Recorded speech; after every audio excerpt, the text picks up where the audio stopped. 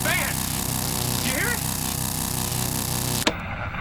It is necessary for the recording of sound to convert the sound waves to corresponding changes in light. The sound waves produced by my voice are transmitted through the air to the microphone, where these sound waves are converted to changes in an electric current. These variations in the electric current are then amplified and used to control the light. This varying beam of light falling on the photoelectric cell produces variations in the electric current, which are directly proportional to the variations in the light beam. The sound track. As the varying electrical current in the photoelectric cell is small, a vacuum tube amplifier is required to increase it to the point where it will operate a loudspeaker. Sound track.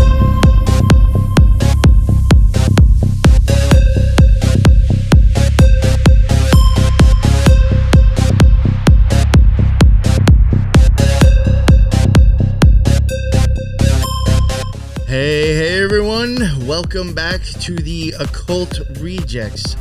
This afternoon I have an amazing show that I have been looking forward to, and I think it's just going to be awesome. I got three heavy hitters with me today, all myths and legends in the occult conspiracy community.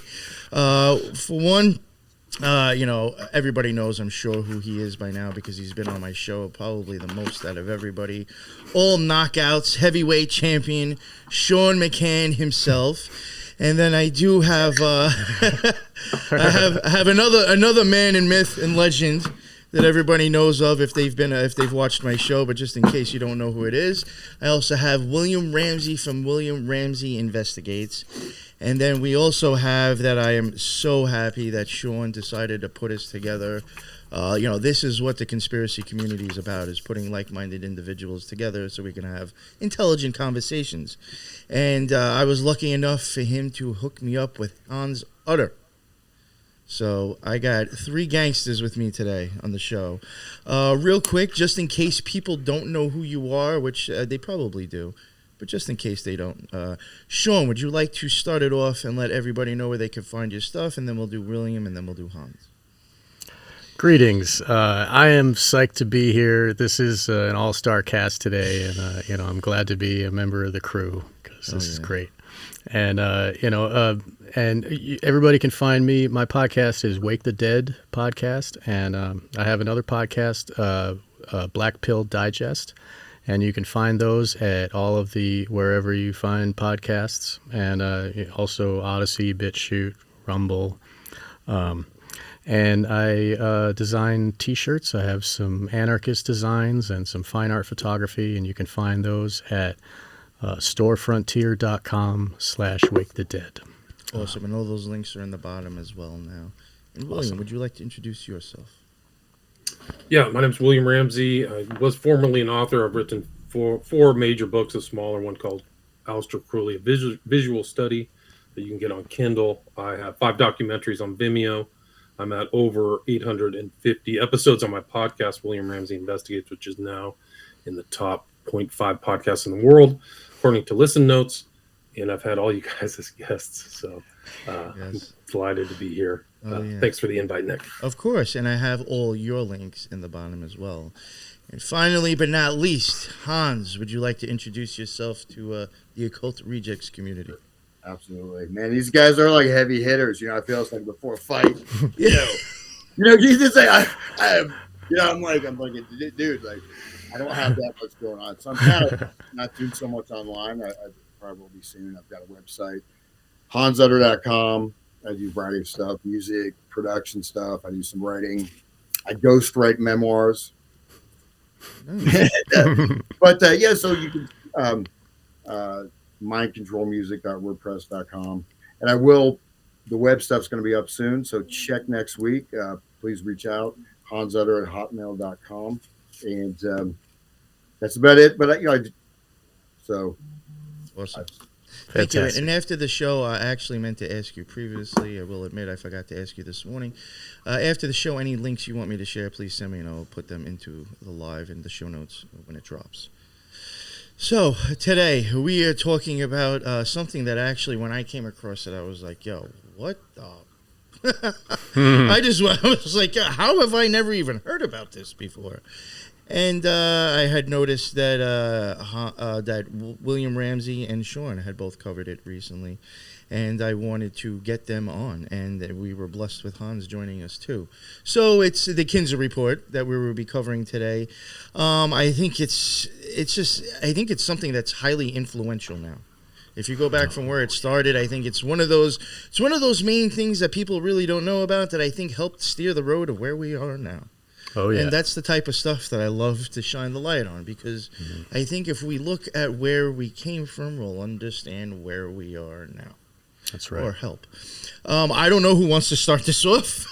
If anybody wants to get into it, it's whichever one of you three who would like to maybe kick off. What is the Kinsey report? Who is Kinsey? And blah blah blah. Well, I'll go. Okay. I'll be brave. Thank you, sir. So the Kinsey report is basically, it's another term for Kinsey's first book that is titled Sexual Behavior in the Human Male. Kinsey is a zoologist, and he started as a Boy Scout troop leader, and it progressed from there, as you can imagine. That's so weird. I've actually come across a lot of. That's interrupting. sodomy.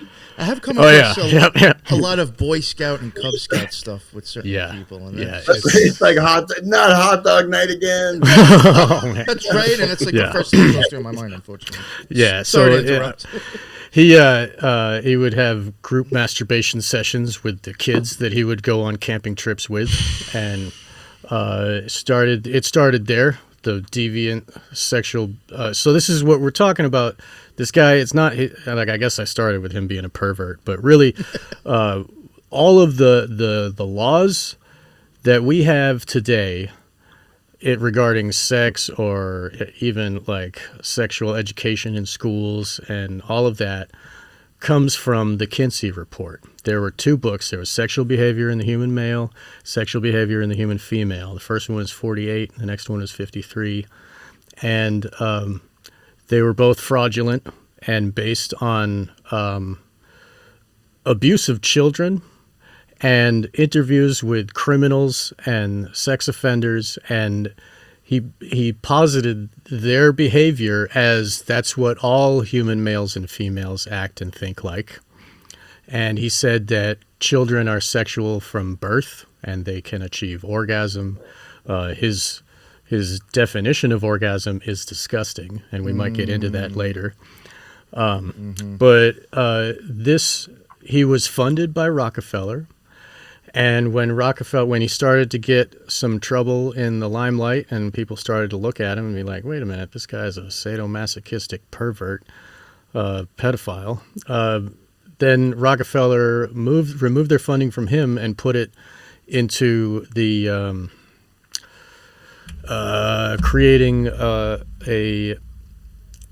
a recommendation for federal law system. And they went from there. It changed the laws in all the states. It's called the, what the hell is it called?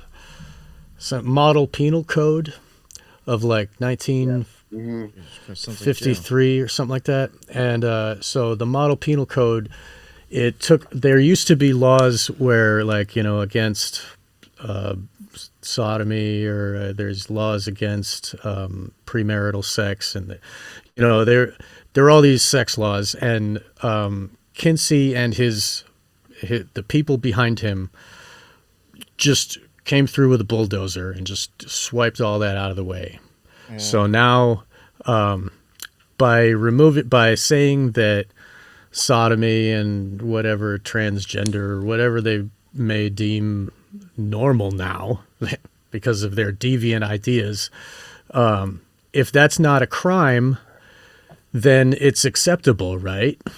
And since it's acceptable, we have to teach kids how to do it, right? Or else they might hurt themselves, for safety, right?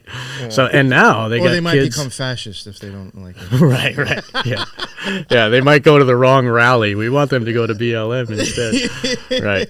But I mean, now the kids, they're chopping their junk off, and they're trying to make laws where kids are allowed to change their gender without the parents' permission before they have a mind that can even cognize what the ramifications of changing your body for the rest of your life may be, So like this deep hole of depravity and amoral sexual behavior that our society is in all started with Kinsey and this Kinsey report. And the first one was about males. And there were a few tables in there that we're probably going to have to speak about at some length today. I guess maybe we don't want to start. Maybe I'll stop and let you guys talk. Just real quick, I did want to make a remark, and I am questioning it now. It's funny how now I know this because my wife works for a plastic surgery office, a very big, well-known one. I'm not going to say what it is, but she does. And she has told me the whole situation about when people come in for these surgeries, there is only one or two doctors at her office are willing to do it, but they do these type of surgeries. And she did say, you have to go see a therapist, right, for them to even sign off on this. So one, I'm wondering did this help get them to say this is okay?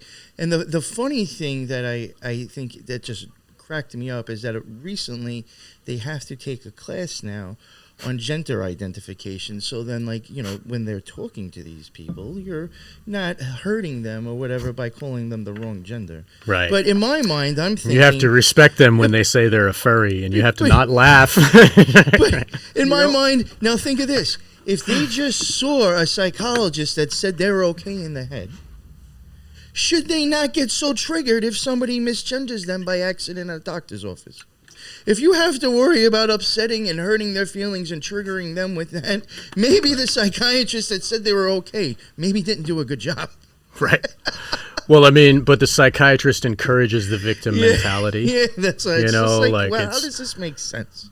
Yeah, it does. But yeah, sorry to go No, go please. on that, but yeah, I was just wondering about that. And there is, just real quick, and I don't know if we're going to jump into it now, but later on down the road in this episode, I think it is also important to talk about who Kinsey was actually studying on. Because I even think going into that, you're just like, people in jail who did horrible things.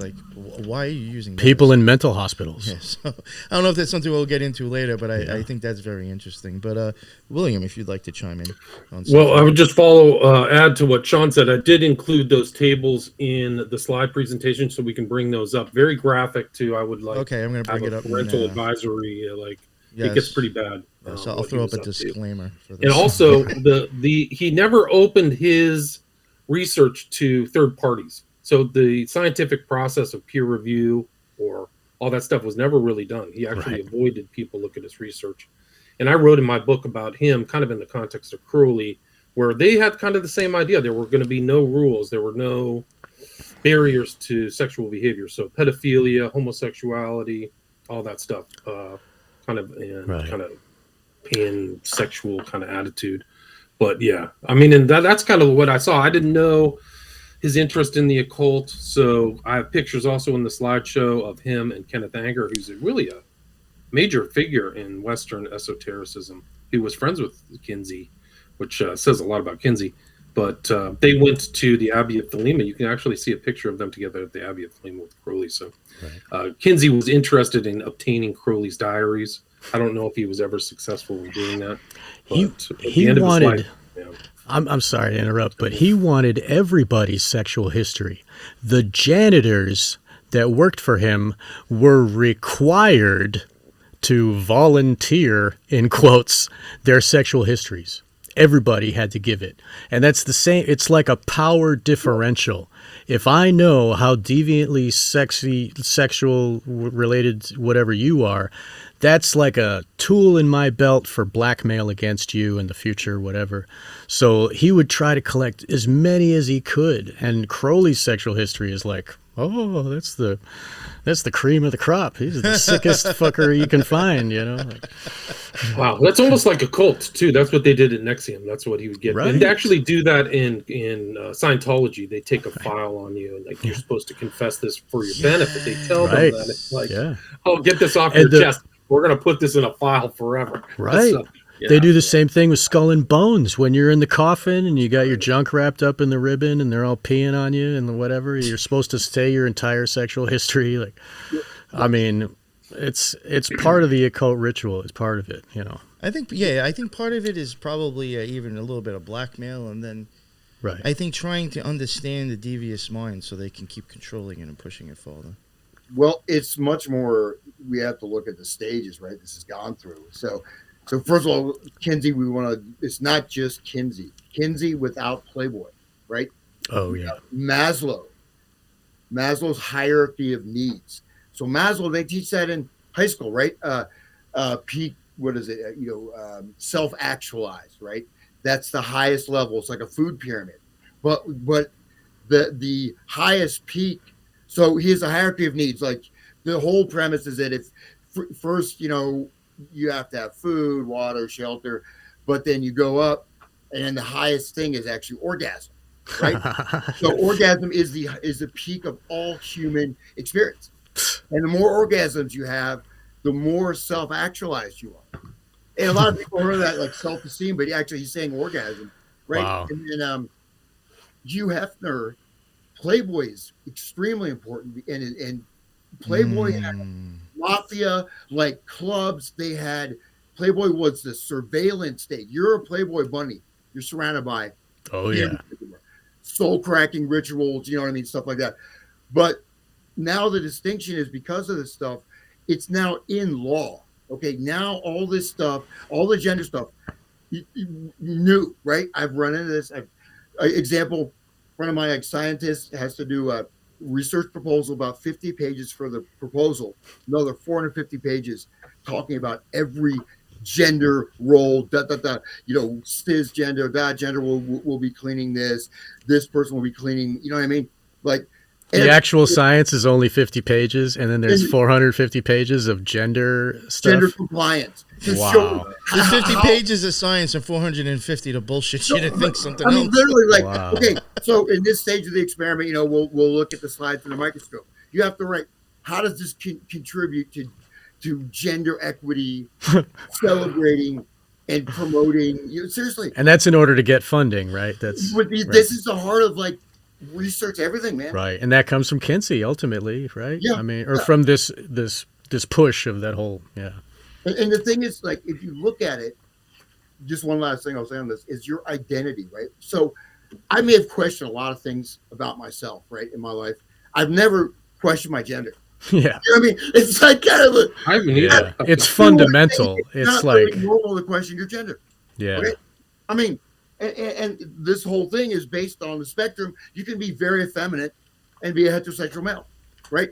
You Right. can be very masculine and be a female. There is a little bit of a spread, and these are just sort of like, whatever types, or not a big deal. But when your genital organs are tied into your entire, it's not like you can hack off both of your legs and compare it to messing with the funk. It's chromosomal, right? It goes down to your that's chromosomes. true. You have X, Y, or XX. The ganglia, it's connected your entire nervous system. And it's related to the adrenal glands, everything. right, and your chakra system too. It's like that's part of it, like there's two different chemical makeups. yeah. Your body's hormonal balance also, right? So we have a hormonal balance, male and female, right? Yes. All these things are, different glands. Everyone says adrenal gland. Of course, you have your pituitary, you've got your thyroid, parathyroid, whatever. So all these things, these give the chemical in the body, you know what I mean, for the experience, right? These create, so when you're going, that entire glandular system is, it's like being like the sodomy, like the ritual, right? For that being a way of changing the state, changing the nervous system. Yeah. You know what I mean?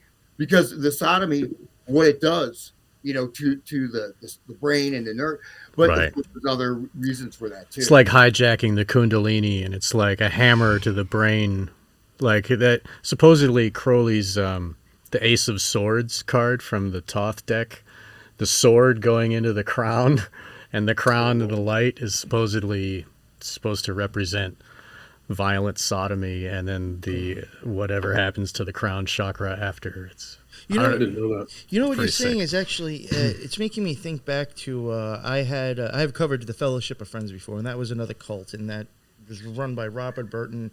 Definitely a disturbed individual. He's basically having people come over from other countries into his cult, getting them a green card as long as they were sleeping with him. I mean, it was just disgusting. But there was a thing where they were very much into music, and they would do octaves and do all this stuff with music, and they had to play instruments. And there was even like we're going to do this octave for a month, then go to the next octave and do this and that. And I had somebody on my show who was actually in it and left. And they were very into occultism themselves prior, and they started catching on what was going on. They will play these octaves and these sounds that will start to resonate with certain parts of your body, and before they switch, they're going to start throwing in things. To where now it's neither starts to become suggestive, it almost breaks the loop of the energy and screws you up. It's hard to explain, but this guy was blowing my mind. So I was like, just what you were saying right now made me slightly think about, kind of like hijacking the chakras or hijacking your energy, This, and I want to look up. I've been trying to find this. That's looking for is what is the exact date and time it was released. January 1948. When there would have been a release date and time. I bet there's some numerology in there. yeah, probably astrological significance. Probably Yeah. Because the thing is, you've got this climb with Maslow, right? So this is, you have to understand, in the mainstream, this is promoted as science, right? But Kinsey, even if you look at the dust jacket of the book, right? So, but it's not like exactly like an academic book, right? You know what I mean? That's not. I don't have that though. This is Oh, it's a different one. Sorry. I don't want. Well, just one other thing about Hefner too. Hefner supposedly recorded a lot of the stuff that went on at the Playboy Mansion. That he had like a full storage thing. Everything. Right, blackmail. So like the tradition of and Bill Cosby was there all the time. Yeah. No. But he said on interview, he said that he is Kinsey's pamphleteer. And he literally was. And Right. I'm asserting that these were run together. Right. They're connected. Yeah, right after the 53 release, the 1953 release of The Human Female, that's when Playboy came out after that, because they were like, oh, women are sluts, so let's, expand on that, and then Judith Reisman goes and looks at Playboy and Penthouse and finds all the pedophilia in there. You guys can see that. Here's the cover, right? Right. So you can see, notice the symbolism a little bit, right?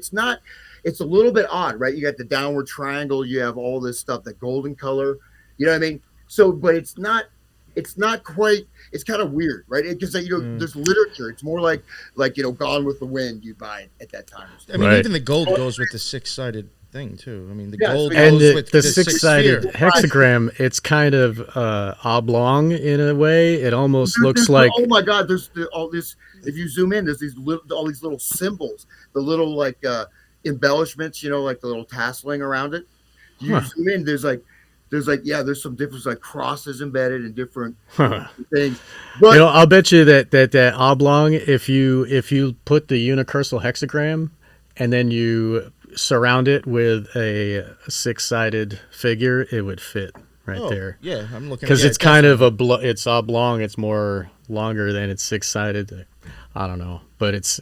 I But see in what any you're case, saying, for sure. this is this book. It has in black and white written there in black and white, and it was sold to people like this is science, everybody, and everybody just accepted it. And right there on table 34, it's describing the abuse of children, and it's there on the shelf, and people are like, no way.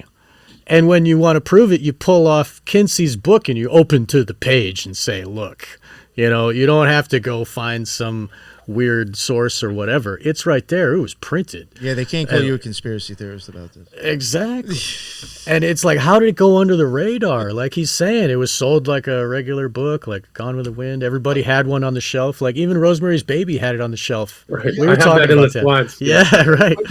It came out. It was not. We have to contextualize, right? Because you also have cybernetics, right? Norbert Wiener's book on cybernetics comes out right about the same time with the Macy conferences, and so that's more of like almost an engineering research R&D lab for these kind of deployments, right, in culture and stuff. Because but cerebral inhibition started in early 1940. Cerebral inhibition means hypnosis, but cerebral inhibition, right, that process where you shut down part of the brain, you redirect, you also you put someone in a trance. Right. Someone's frontal cortex is docile. You can, what is that? Scopolamine, whatever, the zombie drug. Scopolamine, yeah. Right. But, but I mean, if they can make you not even believe that you're a male, like, then don't you think that throws a wrench in the gears? You know what I mean? Like, if your identity, like you were saying when at the beginning there, Hans, you were talking about how it's all connected, and just thinking, even if you still have your junk, it's still just the idea of self. And then, like, I don't know what I am. What am I? I need to be told what I am. Somebody, I better follow what they say. And like, it just leads to cattle. Instead of a bull, it's a steer, right? That it's the same way that they keep animals. Like that's what they plan for the human race. It's still happening now. Whatever. Hans, you said that before, and it gave me a flashback to an OTO initiation where they will at times slap or touch chakra areas and to activate them during the initiation. And I can say in some ways it can almost become trance-like going through those. Because like after you do these initiations, you're supposed to take a class that will give you a slight idea of what just happened. Or whatever they want to tell you just happened. Right, but they did admit, they're like, when we tap that part with the sword and we have you do this on the forehead and we tap you on the forehead, that was all to activate those chakras. Well, like, all right, well, what are you doing now after that? Yeah. Well, that's really important because you can have the totally fake, BS type of things, organizations. Just one thing as a footnote, there are so many cults. I keep finding out about new cults every day. Oh, me too. It's not. I mean, there's many, even like mass suicide cults. There's one that was in like Canada and Sweden. Oh, I'm covering that. The solar temple. The solar. Yeah. Wow. That was a big one. But there's influenced by Crowley too. A lot of Crowley rituals were in that. It came from, I think, the Knights Templar. Like they don't even deny that. It's never ending. Like we live in Crowley's fantasy. There were mass suicides in France, in Canada, and somewhere else, all at the same time. I guess he did bring in the new Aeon. Yeah, really, dude. Wow. Well, no, like you can't go anywhere without his influence. It's just sick. But here's the thing, man. What I'm trying to say is, here's how you know it's operational. It's like, because at that time we didn't. Now, of course, our media is whatever it is, right? It's like every single news channel has the same story. But back then, it wouldn't be like you roll out. Okay, there's a rollout of this new book, right? It wouldn't necessarily be everywhere in the media, right? You know what I mean? You didn't really have that much level of. It was organized consolidation. Now it's like you press one button, you got 95% of the world. And then you got me. I'm not on that. Yeah, me neither. I'm out of it. That's my debriefing. Yeah, we belong here instead. But this book, right, was pushed and hyped up before it came out on every platform you can imagine. Even starting to be alluded to in film, television, newspaper, and it would build up this buzz. Right. Okay. And then it was, when it was rolled out, runaway bestseller. Right. But it's huge. And what you have is, and the spin and what you see in, even today at the time is like, well, now people are finally free because what they do at home is now accepted. Little Johnny's Woody, like that's okay because you're just You're a human male. Right. It's not just sex reported male. In the human male. And the word human, it actually originally came from something a little bit less. You have the man. Oh, right. Human. It's the color of man, the hue of a man, right? Actually, not the root of color, but like lesser, almost like not a subspecies, potentially. Right. It's but not considered with the same rights as mankind. Right? Yes, and the human can be exploited all you want. Exactly. Right. You could have right. mankind, but then the humans. Right. And then women don't even have men in the title anymore. It's spelled with a Y and shit, just because it's even more farther removed. But I'll shut up. So 750,000 copies. So it was huge. Yeah, it was 750,000 copies. It was definitely organized, and it makes sense when you see that Rockefeller funded it. Everything that Rockefeller wants gets pushed into. You know what I mean? So what I'm saying is that push something like that at that time, right? So without the total media consolidation, you could do it, I'm sure, but you have to pay, right? You're going to have to pay a lot of different separate organizations to get that kind of national coverage. Right. You know what I mean? To generate it artificially, because it was generated artificially, right? For sure. Just like when Playboy magazine, before it came out, they started creating the buzz. Right. It's like Elvis is about. I'm on stage. But anyway, we're gonna have permission to do whatever. Yeah. I heard an interview with a dude that was saying that this Kinsey report gives a different framework to look at sexuality that removes morality completely. And that's just the principle of it. That's why they don't even apply morality to the abuse of children. Also because Kinsey is a sadomasochistic pederast, but that it gives Satanists a way to grab a hold of it and do what they want with it. Because up until that time, there were moral laws, and people it's obscene and it harms others. This is their way of clearing it away in a scientific way. Oh, science doesn't have morality. That's made up, So it's a way to really get their teeth in and to wield it from there, Scientism, right? Scientism. Yeah. Just sorry to interrupt. And William, I'm sorry, I interrupted. You were talking. No. I really want to hear William riff on Kenneth Anger, who ties all this stuff together on a different axis. You got your mainstream axis, and you have your occult axis, right? But look at this picture, man. Look at the background where Crowley's head, there's a two-headed being, right? Some kind of a demon. See that? With Crowley right in the center of their chest. Of the shadow, yeah. Shadow. Yeah. The shadow. That's the Abbey of Thelema, right? Cefalù, Sicily. That's in the Abbey of Thelema, and it's taken in such a way that it shows a demonic entity, right? Look at that shadow. Right. Crowley. And it looks like it's not from either one of them.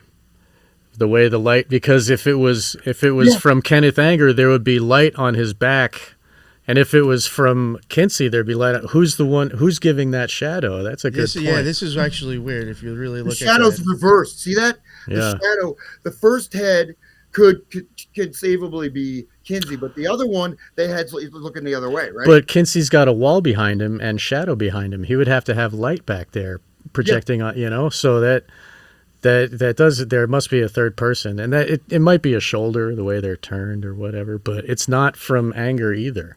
No, but it looks like the chest, almost like the genitals. See the bottle? He's grabbing the genitals. Wow. The photographer framed all that up. Very complex picture. See that? Very much. I even think, believe it or not, the lamp being hung around that area really is just right. That's the light, where like Scorpio, right? The sun, right? Yeah. And that whole freaking that was. If the top of the pyramid is orgasm, then that's what you worship, the fucking obelisk, I mean, Osiris's wang, Believe it or not, and this is probably stuff that maybe wasn't known then, but I do think, unfortunately, some occultists may understood science a little bit more than other people knew. I even do think when the semen does impregnate the egg, there is a millisecond maybe of a flash of light. Oh, yeah. Yeah. So I do think that being down there could be them saying something. Right. It's light of creation. Yeah. And so, and look at, and you're right, how Crowley's head is right in the like the heart chakra Yeah. of the shadow. You So know? it looks like a two-headed, almost like a Siamese twin or a two-headed beast. You know what I mean? Zaphod Beeblebrox. It's Zaphod Beeble. right. But it looks like a big dick too. You know. You know, if you take, because it looks like he's doing a handy to the to the lamp. Kenneth Anger, you know, and then but Kenneth Anger really ties so many things together, and he was also connected with avant-garde film. He was connected with even some more obscure connections, right? Sort of high level, you know, music, art. Of course, Rolling Stones. There's, you know, he was arguably the first person to do a music video. Like that's what they're saying, and so all this weird editing. Martin Scorsese loves Anger. He really was influenced by Anger. So, you know, real quick, I do want to add too. Even with that lamp, you guys might know, but Crowley did have. It didn't last too long. Lamp of the Invisible Light order as well. Or honestly, I'll put it to you this way: I have, from being in the OTO, there is still those orders going around. I don't know if it's just people trying to put it together, but even though it's known as being closed down, there are people who are still trying to do it. So is it really done and over with? I don't know. But he did have a Lamp of the Invisible Light order. Yeah, and in this picture, Kinsey, I think, wouldn't last more than a year from when he was in Cheflu. So this is like the end of his life, 61 or 62. We should mention how he died, too.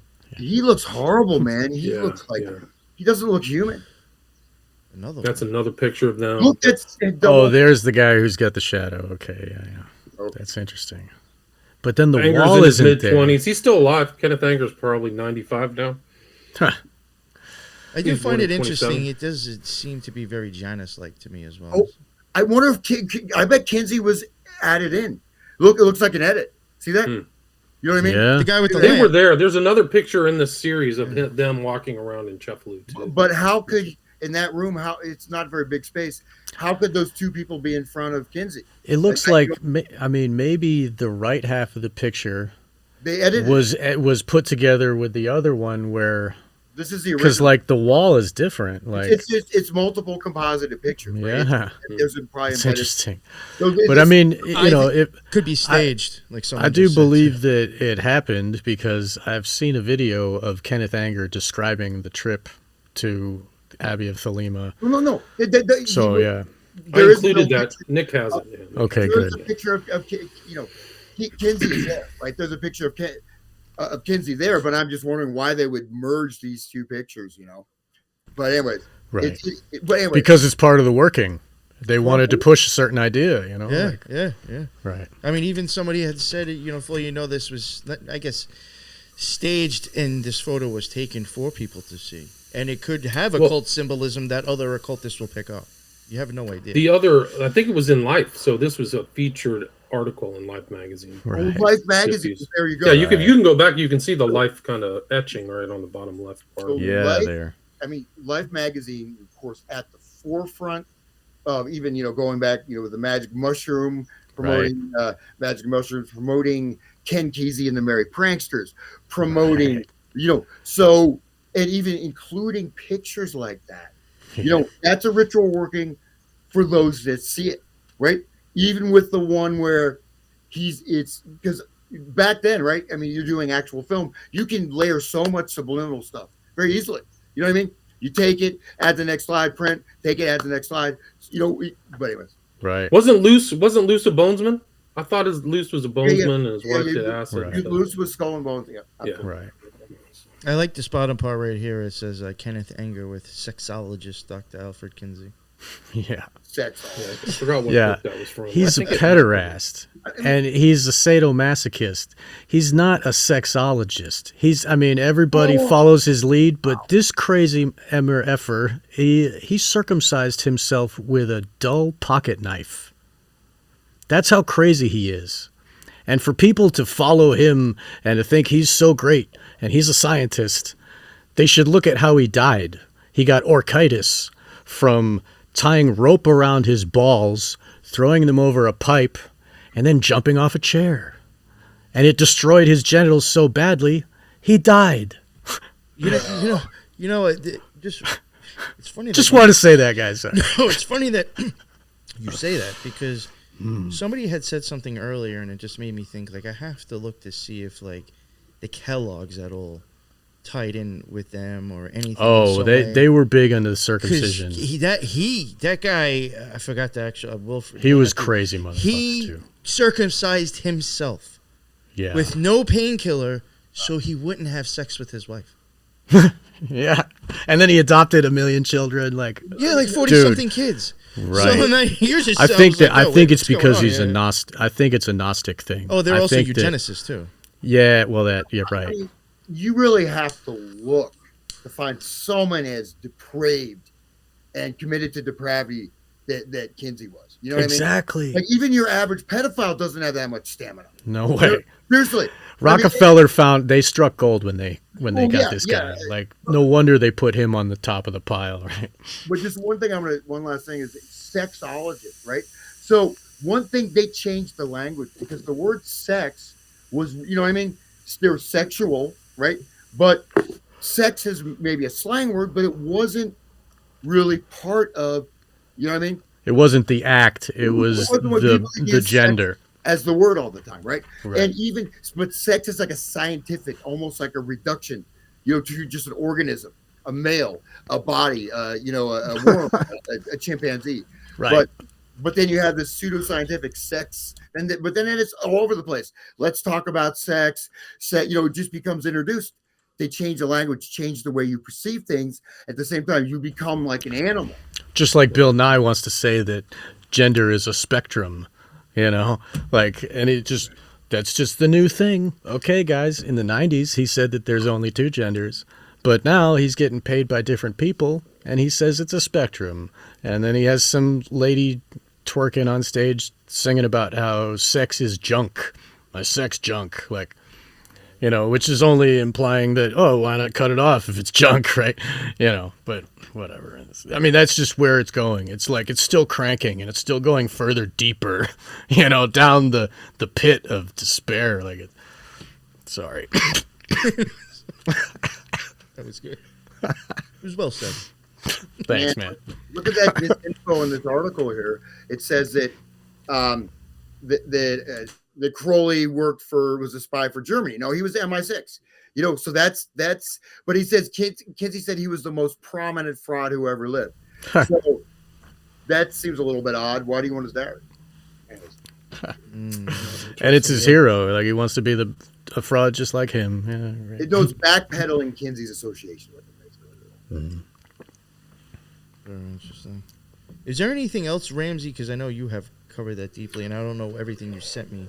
Would you want me to pull up if you have other stuff going? I mean, we can just see some of the stuff. You can go through, like Sean mentioned, Anger was at the temple, and you can see all the stuff that Anger was pulling. These are just excerpts from a book describing Kinsey at the Abbey of Thelema. Some of these other ones. It's all it's weird, like the timing and everything. The CIA was formed. What is this? Okay, the book comes out. Oh, this Gittinger and these other characters. George White are studying sexuality too, like weird. Operation Climax at the same time. So there's a lot of strange kind of. I do have the Kenneth Anger visiting the Abbey of Thelema. Would you like? Just go. Let me see if I can go. Would you I'm gonna pull that up. These are the graphs that Sean was talking about. The tables. Here's. Oh, this is Harry Hayes. So Harry Hayes influenced by Kinsey. He actually cites Kinsey all the time in his kind of promotion of homosexuality. The interesting symbolism here too, the lightning bolt, right? Mm-hmm. Mattachine Review. Mattachine Review was a secret society. It was a gay, homosexual secret society that promoted. It's a Grateful Dead lightning bolt. Right, similar. Yeah. And it's also similar to the Ninth Gate. When he's reading that evil book, there's like a lightning strike on the tree that breaks the branch off, like the satanic branch. They have the lightning going down the tree of life. Tree of knowledge, right? That's right. Yeah. Right. So this is Anger in front of a painting by Crowley. If you it's hard to see, but you see the letters 93, and then it says Ohama, which is I think will or agape or something in the writing. So that's him. That was But after this is he him removed younger. the whitewash. Right. Yeah, you can see this is the earlier. See, these are all drawing. Curly was not a great artist, but these are a lot of the stuff. So Do It Thou Wilt. That's anger. Well, was he probably in his? Was 20s. he ever a good artist? No, I don't think he ever was. He was a real good junkie though. Yeah, good junkie.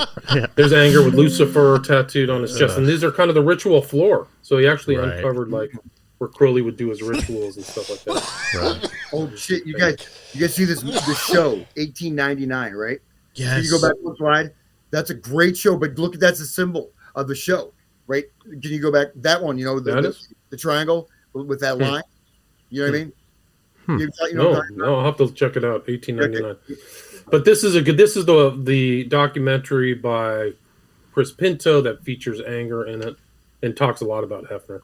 And then a really good book is Judith Reisman's Crime and Consequences. She's, God bless her. She just passed away last year. So this is the 4th edition. So she's done a lot of work. Very credible academic. That was really it. I mean, there's not much else. And this is just the interesting sequence that Sean and we did the whole show on Rosemary's Baby, and you see the sexual behavior of human female, human male. Right and next. The witch's book goes right on top of it, right? Yeah, right. And I mean that's the core, that's the base that the witch's working is like. And Rosemary's Baby was like teaching women like not to be breeders, to like to not have baby and have some abortion and like what, because you might give birth to an evil baby. Like it scares women that are potential mothers and all. So like, and then the birth control was right in that same era too. And the books are very telling here, too. Right. Yes, I Can. Sammy Davis Jr. Who's a full-on Satanist, overt Satanist. Yeah, he told Eddie Murphy that Satan is just as powerful as God, and Eddie Murphy was like, ha ha ha, like telling listening with the third eye is there, just a whole bunch of I was just looking that up, and I was like, "This listening with the third ear." It's third ear. Listening with the third ear. That's really but weird. That was a good guess though. Yeah, no, I just looked that up, and I was like, "That is weird though." The third ear. Yeah, and like the fact that Polanski shows this shelf is very informative for the whole narrative of the movie, And so being put on those two, the male and female, that is the 60s revolution.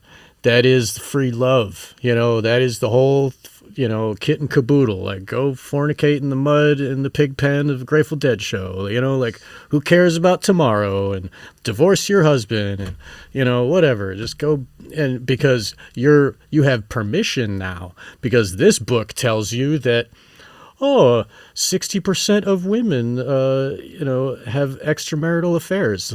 So, I could be one of those, and then I guess I'll, it's like suggestions to the whole everybody that has it on their shelf. This is it's like the camel's nose under the tent where the whole rest of it just shovels through. And that's what I say that a lot, and I think that is a huge part of magic, and I think it is really running rampant now. Someone just has to come out with an idea, regardless if it truly exists or if it's even correct. You hand it out to the public, and then they unfortunately have free will to do with that, with whatever. Mm-hmm. Either I will emulate that because I think that's going to fix a problem of mine or make me cool or get me accepted, or I realize this is retarded. Unfortunately, I think magicians understand that. We just have to present you with an option. Right. That's what Rockefeller was doing. Rockefeller wants to destroy the family. Rockefeller wants total slaves. That's what this achieves. In the end, people don't even know their own gender, and they just have to be told what to do. They're perfect cattle. And that's what it's all about. Like Kinsey was working for them, and he was propagandized. Like his whole that whole idea, they covered up that he's a pederast, until the time was right for them to start moving in the laws, and it's gears that are these gears of power. It's human control, and they spent a lot of money. I think they were giving them $500,000 in those era, like early 50s. Right. $500,000 that's carte blanche, right? Yeah. He was the foundation, the Rockefeller, a division of the Rockefeller Foundation. By 1954, the foundation had granted $1,755,000 in annual grants beginning in 1941. A considerable portion of these funds was supplied to Dr. Kinsey's studies, and one grant was made directly to Dr. Kinsey. And then, you know what's interesting, and maybe we can get into this as maybe a segue into it. Not that I want to get off the occult stuff, so I do definitely want to go back.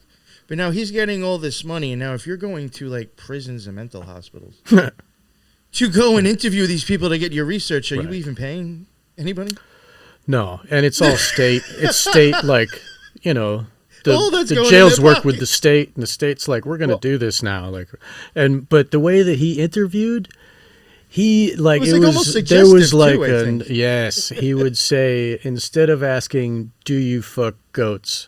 I'm sorry for the language. I'm sorry. No, it's, Instead of saying, "Do you, Copulate. copulate with Fornicate. animals?" he'll say, "When was the first time you fornicated with an animal?" And then that takes down the barrier of like it's taboo and I shouldn't mention that, and it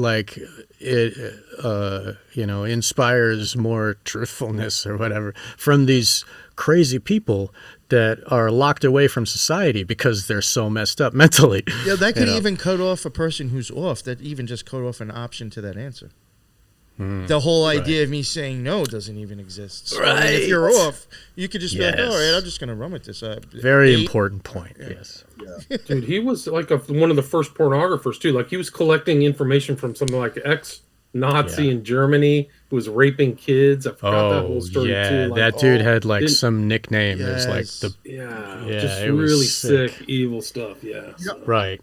I would. What do you guys think? I would make an argument that this is like one of those scientific studies where you want the result, right? The company says, "Hey, we need a study that says our widgets don't kill hamsters or something," right? So you're going to spin the study. Totally. They had. I literally believe it's not that he just shows prisoners, people, sexual deviants, but to get the data set that you want, right? You use these people to get these results, but you still want to get actual. You can't fake it that much, right? You got to have some kind of result or data collection, and the more pseudo rigorous, the best. But you target a population, you know what I mean? They're still doing that now with statistics on jabs, I think. The Kinsey, the jabs. You know, we'll say a certain amount. 80% of the population has it. Well, is that like the old people? What age bracket is that from? The older people who are afraid they're just going to fucking die anyway. Of course they went out and got it. You know what I'm saying? Like, how are you manipulating your numbers to get that? And I think you're right. That's what they did. They did whatever they could. That's how science works. To get the answers. Preset outcome. Yeah. Mm-hmm. The whole jab thing is preset outcome. Yeah. The science today is just a total fraud. Right. A lot of those papers are stone cold fraud. Right. We know they wanted to steer it into eugenics. We know it's a culling of the population, and it looks like that's exactly what they did. We see all the steps. Absolutely. William talks about it on his series, and I'm very thankful to hear every episode. William doing a I great have job. another one coming out today after I'm done with this. I mean, it's just ongoing. Like the mass murder is ongoing. So it's this is what has happened to our consciousness, right? Our awareness. Most of our human experience is subsumed in some type of media communication device, right? Whether or not we're looking at it all the time, it's still affecting us, right? There's a lot of studies on like television. It puts you almost in a dream state that could even last for several days of that. So you're going, and it almost shifts your reality. Television starts to seem more real than the world around you. Yeah, that's true. It means that you'll relate. What I'm saying is not that you're like, oh, I'm in a TV show. No, it's like you'll relate through that. You know what I mean? Like that lens. You're going to experience stuff like that. But I mean, this was a coordinated, multi-front agenda to absolutely shift this entire culture, knowing full well there is nothing affirming about that, right? And also, what you're doing is this. Okay, now you've got some dude I know, like he was in Africa, and you'd stay in someone's house, and they'd offer you a woman to sleep with. You come, here's dinner. You want to take my daughter, take my cousin. It was just culture, right? Wow. Okay, but there's nomadic tribes. They do stuff like that, right? out in the Arabic desert. But these are limited things. But that's also part of their society. This whole thing is a foundation of the entire society, right? If you upend this, and not only what I'm saying is that there could be places that may have had all kinds of sexual practices, but when you take that away as a pillar and you say orgasm is the highest good you can achieve in life, everyone is having sex all the time, any kind of thing, and then women are suppressed, and then you have Playboy, right, where it's promoting that, and it changed everything, right? But just like the Playboy Mansion, where every inch of that, it's like the show The Prisoner, right? Every inch had a microphone, and even back out in the garden. Yeah, it's like Epstein's house. Yeah, right. You were there. Those operations didn't start with Epstein. There's no question. Oh, yeah. There was cameras everywhere. And there's like hidden security guards and stuff. So the Playboy bunnies, which just they were MK Ultra slaves, most of them. Well, but it was promoted as like a really cool thing to do. The first ones, anyway. I don't know. No, but even it was said like it's classy. You can get it in the movies. Right. They legitimized it. Hey, going to the Playboy Mansion, you're like amongst the elite and cool stuff and all that stuff. Have you read the Crazy Days and Nights reveal about Hefner's vault of porn and stuff like that? Yeah. It's really fascinating. I'm pretty sure it was Robert Downey Jr. is supposedly like a huge leaker to that, and it's apparently he's the one who was let in to look at it. That's and funny. They like qualify like the value of the porn in there, the famous people, Marilyn Manson or whatever, Marilyn Monroe was like they were calculated in the hundreds of millions of dollars if they tried to steal this. And you know, tunnels, right? The underground tunnels, right? Yeah, the underground tunnels are real. It's totally they're totally real, and that's revealed from the ex-girlfriends are now talking on the interviews, right? And then. And because this is directly from Kinsey, Kinsey allowed Playboy even to be published. There was obscenity laws, right?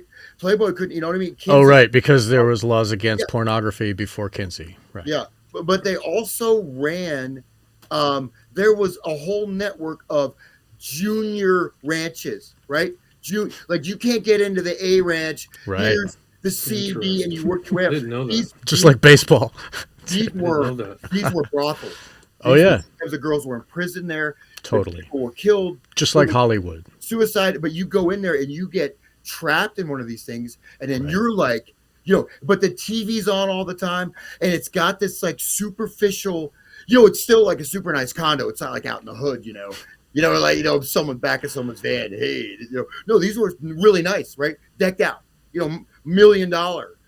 Also, those also have cameras, I'm sure. Yeah. But and they can use those for operations with politicians or different people that they want to blackmail, and then they can put the women on drugs and get them hooked like with many different things. I mean, and they had them on speed and anyway. Sorry, all kinds of weird controls. They do all kinds of weird controls and threats. But one of those ex-girlfriends said that she walked in on Hugh Hefner fornicating with her dog. Wow, that's crazy. Oh yeah, no, he did. And he said dogs need love too. He said that. Wow, that's this happened multiple times with several different, because he would usually pick out, usually 1A beta bunny and maybe 2 or 3 others he'd like to have group sex or make them have group sex, but he usually pick out one, right? As his like main squeeze for some time, right? Yeah. And there's several cases where they have a dog and they have to keep the dog away because he will rape the dog. Gross. Wow, that's so sick. I had no idea. And he also, his manager, personal manager, they had a homosexual love affair. Yeah, I heard that. Career. No, I heard that the way that he would get ready for these orgies is put on male porn. So, like, he's having sex with women. It was happening during porn on the background. Like, I heard it was happening at the same time. The poor women had to be there in the middle of it, watching males doing their thing. Ugh. Yeah, it's really crazy. But the women were taken through a level of degradation. Right. Yeah, it's a humiliation ritual too. It's like soul cracking. I think it has similarities, and they were filmed. I mean, really, really, people were permanently damaged or killed themselves right after that. Right. Yeah. But you know anything about the occult connection to Hugh Hefner?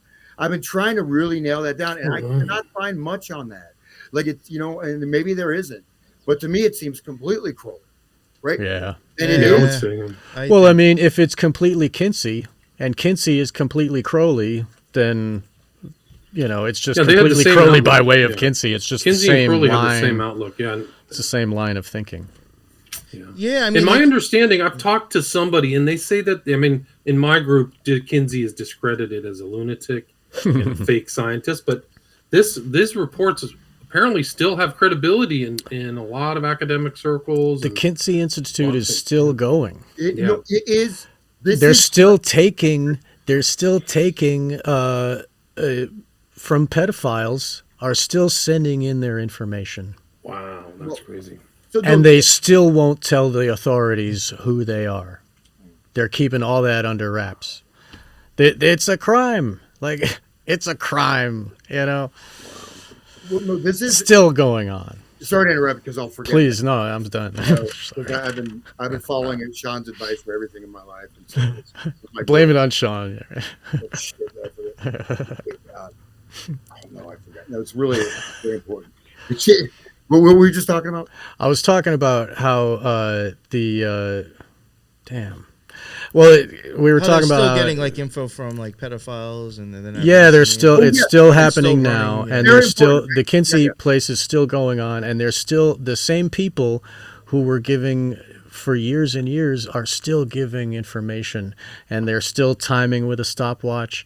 The institute, the Kinsey whatever institute, trained pedophiles how to rape the children and watch the stopwatch. There were lessons. There's, you know what? Here's what I wanted to say. That so this, if you want to look at a long term, the power of this project is that the Kinsey report became canonical, right? Yeah. It's like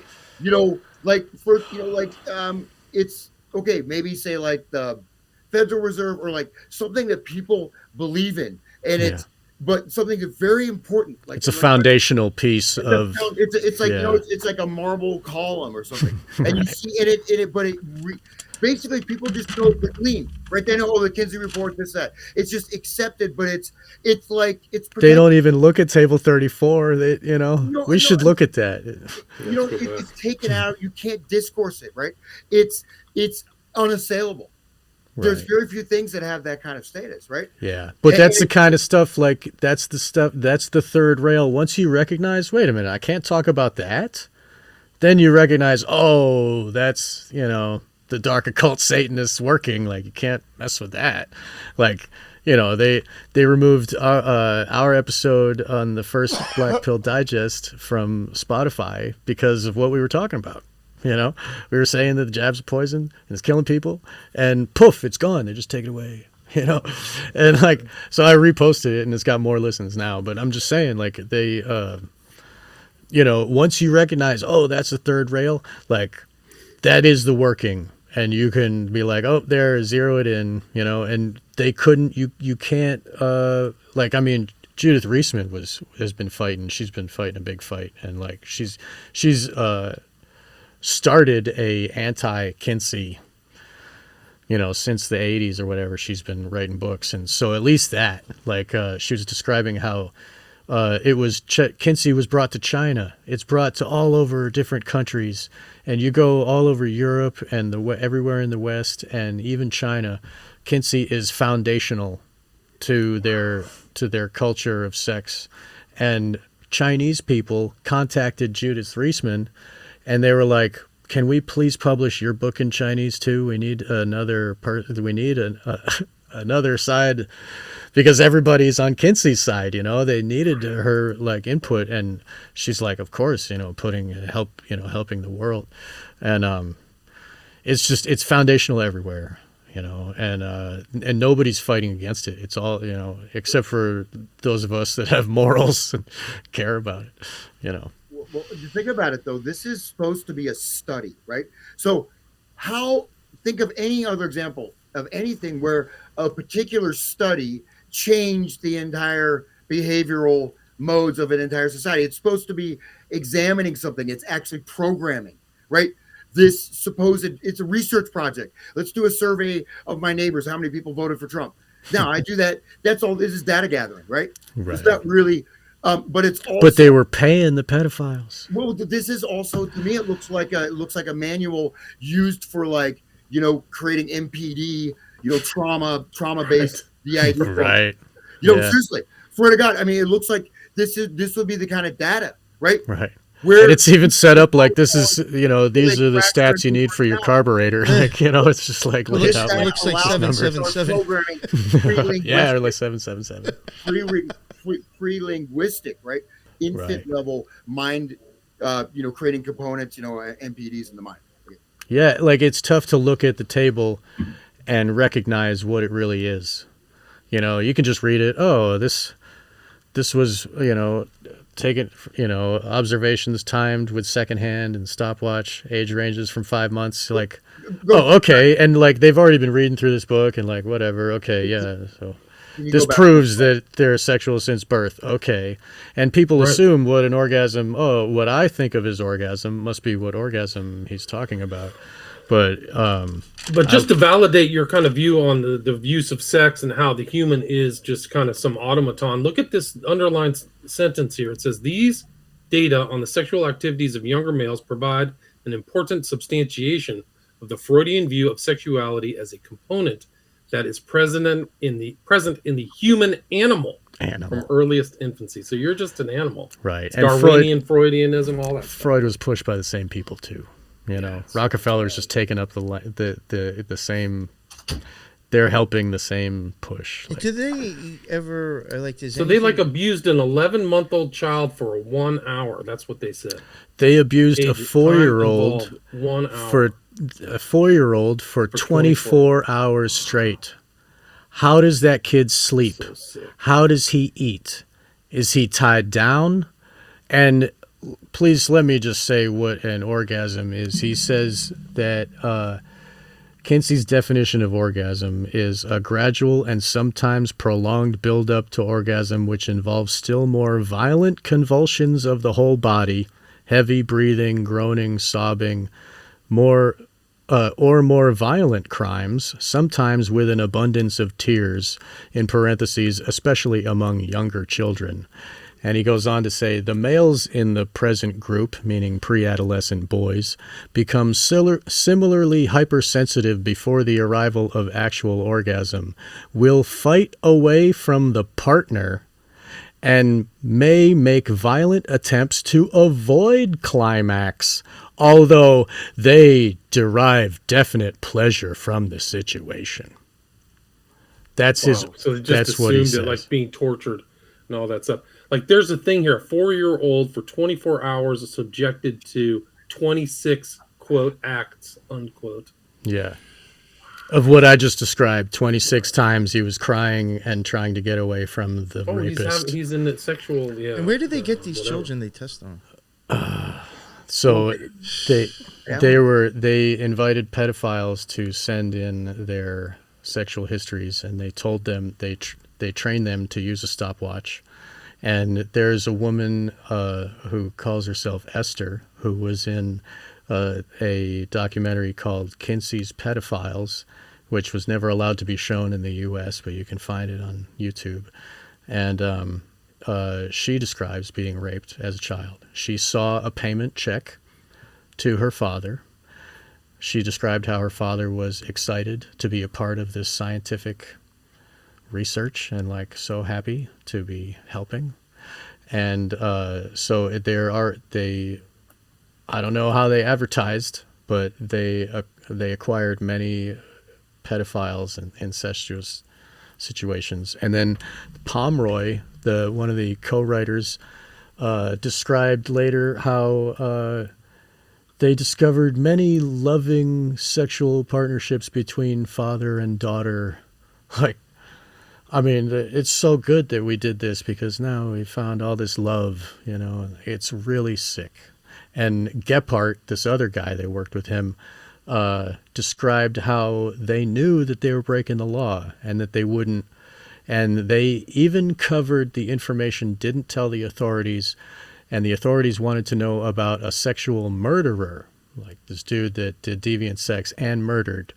And they had information about that guy, and they still didn't give up the information. And Gephardt was like, yeah, we know that's kind of borderline. In the interview, it was sick. So, I mean, if that's borderline, look at the table here. I mean, so this is a description of sadomasochistic abuse of children. And the only person who could think that is a sadomasochistic pederast. And so that is what Kinsey is. Like, it's evident in black and white. And he circumcised himself with a pocket knife. And he died because of abuse to his own genitalia. I mean, it's wow. Sorry. No, I mean, I'm pretty black pill some days. No, I mean, you're just saying what happened. I mean, It's not legit. Like you're making anything up. It's the real. It's the real. But it's right there, right in front of you Exactly. on the page. Right. Why does this maintain legal, educational, actual code, right? Right. Not just abstract ideas, not just people being offended, but actually, code, Right. legal code, Yeah. including sex education, especially, you know what I mean? From everything, right? And then this is what's in it, Yeah. you know? Human animal just So says so much. disgusting. I mean, just called people an animal. You're just an animal. It's Right. total Darwinian. And he's a zoologist. Yeah.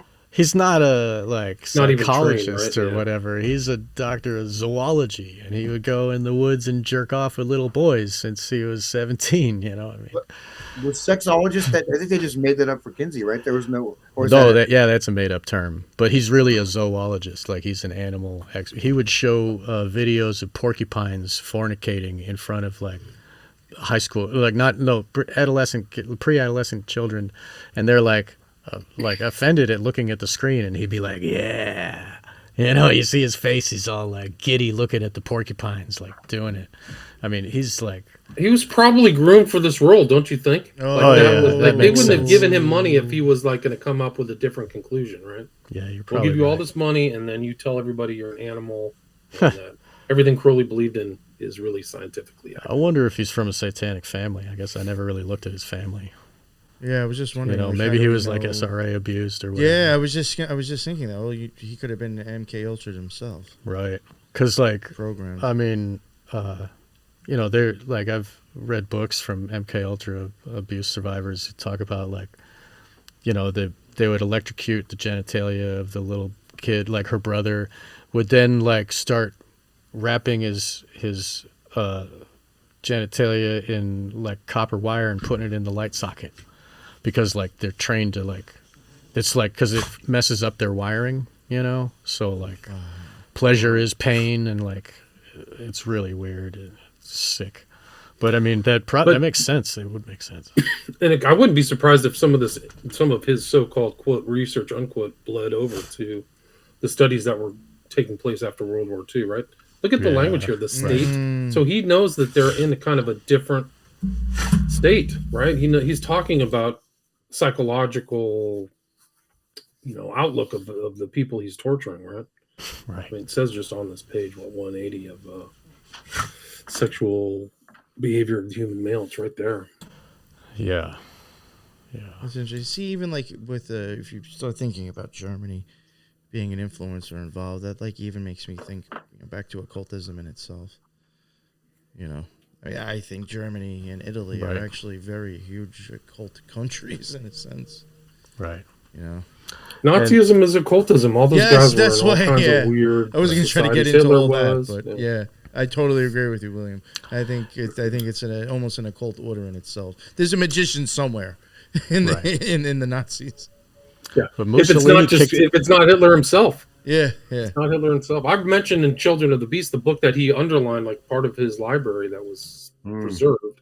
He had this book by Schertl, which was like almost like Magic in Theory and Practice. I think it was called Magic, Theory, and Behavior, something like that, where he's like underlining all these occult items, like the man on fire with his secret knowledge and all this kind of stuff. Like that's what Hitler was reading, and all that stuff from like esoteric Germanism. He was into this pamphlet called Ostara, that was kind of German mythology and stuff like that. Right.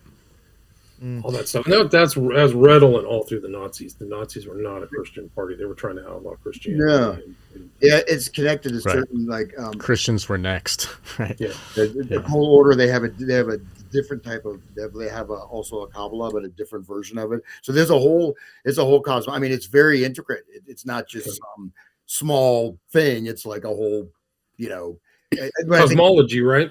Well, the Aryans come from Shambhala and all that. Yeah, I think it combines a bunch of different things. Yeah, it's Blavatsky, right? With the it started Blavatsky, and then the Thule Society, and then it went on. But then you get like Aquino goes and does rituals in the in the Nazi castle. Wavelsburg. Yeah, that one. Yeah. And, it's funny that I did even mention the Kellogg's, and just wondering if somehow maybe they're like associated in some weird way. Even them, the niece of the Kellogg's was the wife of the dude who started the whole Urantia book, which started Occult. Oh wow, that's a. Dude, that's all over the Rainbow Gathering. Yeah. People they will not lose belief in that book. Yeah, they won't. I mean, you know what I mean? Yeah. Sleepy Time Tea was started, and they don't deny it. That celestial Sleepy Time Tea, that's Urantia, people. Oh, is it really? Yes. They don't deny that at all.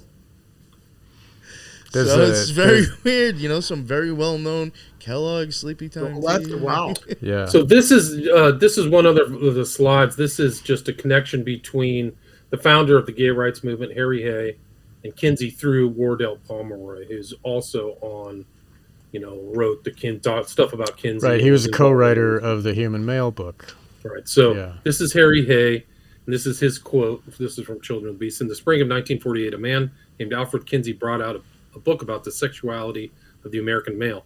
It becomes an overnight absolute bestseller throughout the country. Chapter 5 had to do with gays and lesbians. It was a shocker for us because we had assumed that we were a few hundred in every city.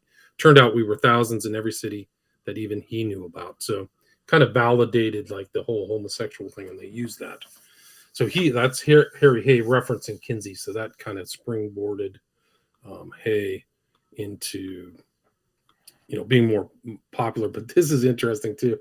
This is Harry Hay at an OTO meeting in Los Angeles. It says, sometimes the kids from the Filth and Famine League, one of Hay's early social groups, would go hear Harry play the organ for the Los Angeles Lodge of the Order of the Eastern Temple, or OTO. So, and there's he knew this girl called Regina Call, right? Who was the high priestess of the OTO. She hired Harry to play organ at services. In keeping with the times, no one was openly gay, but the lodge was run by a frail man named Wilford Smith, who often performed exorcisms on attractive young men. Call, whom Harry described as the biggest les you ever saw, and two older women were known as the Wolf Sisters, were priestesses. The Wolf Sisters, one of them was at Crowley's Abbey of Thelema. There's a picture of her. So Hay is directly in contact with people who knew Crowley. So Regina Call and Wilford Smith, right? He mentions those two people by name. Check out this picture. Let me just pull it up. Well, I wonder if it was close to the Agape Lodge. What's that? Go ahead, Hans. West Coast stuff, like OTO, Jack Parsons, all that links that in. Sex Magic links that also in. I was just literally Googling to see how far the Agape Lodge was to this one. And let me plus, pull this up. Let me see if I can, Crowley said that every sexual act should be shown to children. Right? Oh, pretty much any horrible act possible should be shown. Jeez. Hey Nick, can you pop up that picture? Yes, I got it for you. Any horrible act. So you can see Parsons. So this is the OTO Lodge, right? So that's Parsons on the far right. Regina Call is this one woman in the center, and Wilford Smith is on the left. So Harry Hay knows these people, and the Wolf Sisters. I can pull her up too, but you can see that's the setup for the Gnostic Mask. You can see the 7 candles on each side or whatever it is. You can see the Stella of Revealing behind them. There's probably a Book of the Law on the. Yeah, that is exactly where the priest puts the priest up on there, then closes the curtains. That is exactly what's used in the Gnostic so you can place Harry Hay there. So you see a connection between Kinsey to Hay to Crowley. Let me pull up the Wolf Sisters. Let me see. Let's find this. and they had their black and white floor, So just this like is the floor of the House of this Freemasonry. is Jane Wolfe or whatever her name is. This is the one that's mentioned by historians of Harry Hay. She was, and this is at the Temple of Thelema, and this is Crowley's Scarlet Woman at the time. Her name is Leah Hersig. But it's just, and they called her her magical name was Alostrael. But yeah, it's wild. So this is That her. was wait. Did you Wolfe. say that was Jane Wolfe? Yeah, Jane Wolfe. You know, she also started a. Jane Wolfe. She was also associated with the Astrum Argentum. Really? Probably. Yeah. If you were to Google Jane Wolfe Astrum Argentum right now, the first thing to pop up is that. Let's do it. Jane Wolfe. Astrum Argentum. Yeah.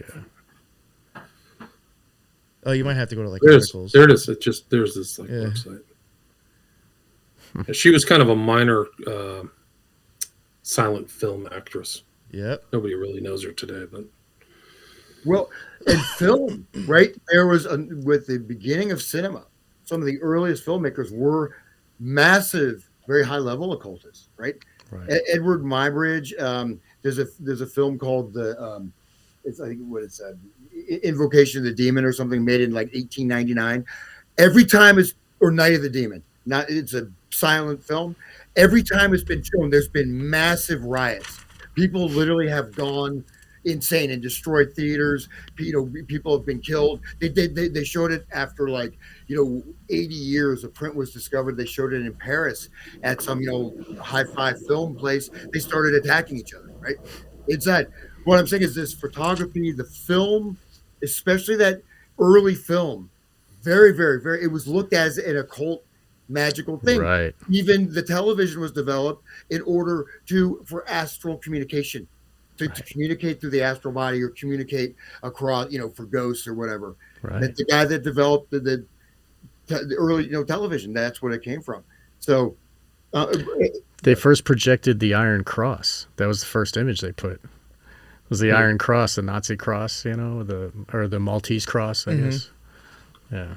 Then that's the Templar shit, which is like, what is on the crown of the King of England now, I guess. And like, it's also, and that relates to the Roman Catholic Church, they were running the Templars, it's deep. I mean, it goes way up there at the top, but anyway, yeah. So this and to create beasts out of people, that's Crowley's idea, and that's what, Kinsey wrote it right there in the book, the human animal, right? And It's if they almost can very take Frankenstein. away our higher mind and just have us work on our base instincts, then we're just going to be animals, and animals are easy to manage. Yeah. You can tag their ear, you can chop their junk, you put them in the abattoir, chop them up, drain their blood, whatever. right. Sorry. Pretty black pill. Sorry, guys. Well, I was even saying this also does very much make me think of very Frankist, where it's like you have to Sabbatean. degrade Sabbatean Frankist. It's like, Right. we'll just make humanity so horrible that we'll just usher in the end. Right. But it's almost like that Gnostic idea, like they hate creation and they want to destroy it, like they want to tear down the pillars by doing all the worst things in like an affront to God, like they hate the demiurge that created this prison that we're in, like some of the Gnostics have this like anti-material world type of idea, like this is a prison and they want to, they vow to not have children. That's like what the Templars did. They vowed to not. That's why Kellogg chopped his own. Because he didn't want to bring any more souls into this prison, because it's like a Gnostic thing. It goes back. Interesting. And I think a lot of ceremonial sacrifices on pyramids was that too. Actually, people had that mindset. They were doing it. Right. well, And they were happy to get freed from this place. To go up to the top and get chopped up or whatever.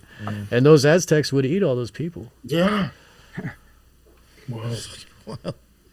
Well, I think what was it? Diaz, who went along with Hernan Cortez in the conquest of New Spain. They called it back then Mexico now. he said that he witnessed like stews with babies in them, like they would eat babies. The Aztecs were savage, man. Yeah. And a lot of like priest homosexual stuff that Hernan Cortez was like, you guys got to stop all this stuff. He was actually kind of strange, kind of moralist while he was chopping everybody's heads off and killing everybody. He had like this, he was, But I mean, how else do you fight that, really? Like if you can't make them change their minds to stop boiling babies, then okay, we got to kill you. He really did change the entire culture. A lot of those new churches are on old, pyramids and things like that. Right. Yeah. St. Peter's Basilica is on top of, the Cybele's temple right there in Rome. It's like they always do that. It's like, I own this now. Like, yeah. It's like total domination of it. Like it's like consumption. It's almost like cannibalism of the old religion into the new. William, was there any of the videos that did you want to pull up any of those? Well, if you want to do one of those too, I mean, you can just hear Anger talking about his time with Kinsey at pull it up right now. Yeah, I don't know if I said it before the recording or not, but he acted in Kinsey's pornography. Like he wasn't just his friend, and they go to the Abbey together. Like they know each other because Kenneth Anger was an actor in porno films for Kinsey, because Kinsey is such a deviant weirdo that he made his own pornos with the people that worked for him. He like made them do porno, and like he had, like I said, even the janitor had to give information. It was like, it's really a weird domination that he had over the people under him with this whole sex thing. And then once you tell him your deepest whatever secrets of sex, then he can use that against you and make you comply with what he says. It's like a weird dominant alpha thing that he does. But it probably related to his abuse as a child, I guess. Yeah, talk about a difficult work environment, right? Yeah, wow. The boss is making me go upstairs and copulate with some other rando person. Yeah. Anger was making movies in 1942. He was directing movies as early as 1942. So he was not just, he was... And the Rockefeller money started in 41. How convenient. He was in films. He was a child actor, so he was always around. Oh, yeah. So he was probably, it was already just normal. He still is, actually. They dragged him out. Gross. He's in with some of the other Tim Burton. There's pictures of him with Tim Burton. So this was the video you wanted, right, William? I think Can so. you see that? Okay. Let's see if this works. I couldn't share the video file the normal way, so I'll have to see if this works. Can you hear that? I can. Okay.